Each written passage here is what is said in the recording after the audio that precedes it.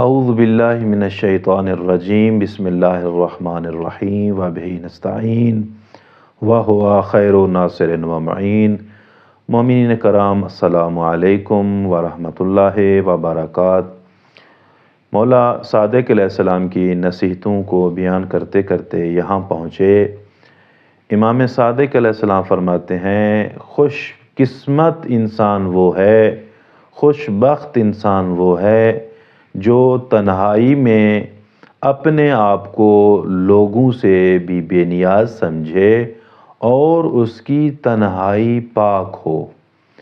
پھر فرمایا، جو شخص کسی مومن بھائی کی عزت کرتا ہے، خداوند متعال اس کے لیے ایک فرشتے کو پیدا کر دیتا ہے جو اس مومن کے لیے عبادت بھی کرتا ہے۔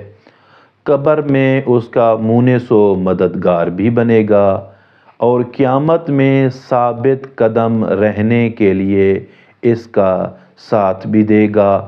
پھر فرمایا، منزل شفاعت میں اس کا شفیع بھی ہوگا اور اس انسان کو جنت میں لے جانے کے لیے رہبر بھی بنے گا۔